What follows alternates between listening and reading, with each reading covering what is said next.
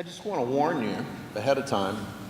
One of these days I'm going to heal up, and these little snippet homiletics pieces that I've been providing you are going to go away, and I'm going to preach. But in the interim, you get another break this week, because I can't stand here very long. You know, I remember, and you're going to find this to be a strange link, but usually you do. I remember in 7th grade, I was playing football for our little hometown football team. I was playing offensive left end, and we were going to run a play that was basically a sweep to the left side of the field. So my job then was to take the defensive end on my side and kind of force him back to the middle so that the play could pass behind me.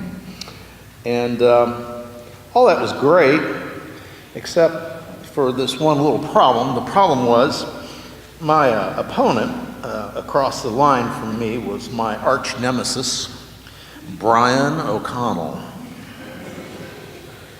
Brian was bigger than me. Brian was faster than me. Brian was stronger than me. And he always had this amazing ability to get into my head. He said more nasty things about my family lineage than you can even imagine. But I swear to you, to this day, I have never seen my mother in combat boots. Just saying. So the play goes off, and I put my best moves on Brian, and he comes up under my shoulder pads and hits me as hard as anybody ever hit me in my life. And to the degree that I am driven off of my feet backwards into the backfield, where I collide with the ball carrier, sending our team for a loss. To this day, I'm occasionally awakened in the middle of the night, reliving the nightmare of Coach Johnson slamming his clipboard down on the field and screaming for the entire place to hear, "Way to go, Galvin!" So what does that have to do with anything? Well, I was reading this gospel last night, and when I got to the point in the gospel where Jesus is talking about a man who must have had a similar experience. He's plowing his field. He's behind his ox. You can kind of imagine him plowing down a row where suddenly the plow blade catches a huge rock and everything stops, and this man is hurtled forward into the handle of his own plow. Now, you know, when you're taking hydrocodone, that seems like a good link to the story I was telling, but perhaps not. But following some graphic four-letter words, he notices that it's not a rock that he's hit in his field. Instead, it's some kind of a box. And so, you know, he pulls himself up off of his plow, and he goes around and he starts to uncover the dirt around this box, and he's able to open the box, and his eyes bulge, his jaw drops when he finds that box is, you know, filled with jewels and coins, things that seem to be worth a fortune. So now what's he going to do? He has a moral dilemma on his hands, because he works this field, but this field is not his own. He does not own this field. So he goes, you know, to the local real estate office, the Jerusalem branch of Century 21, and he begins to make an inquiry. And he has this sort of formidable psychological challenge before him, as you can imagine. I mean, how do you walk into a place like that and be nonchalant in the real estate office when you know in your heart, I've got to own that field?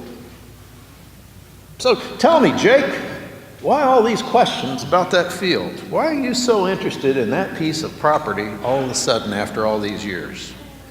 And what do you suppose Jake says? Well, it's probably something a little devious like, Well, I always enjoyed the view from up there. Or even better, maybe he says something like, it has unusually rich soil. Rich soil, yeah, tell me about it. And what in the world, in this parable, in this series of parables making these comparisons between riches on earth to the kingdom of heaven, what is Jesus trying to tell us in all that? Well, Jesus expends great energy and time warning us against complicating our lives with affluence. Nevertheless, he is tuned in enough. He does know enough about our human nature so that he understands that deep-seated conviction in most of us that, if we should suddenly be blessed with a few $1,000,000, it would settle a lot of anxiety in our lives.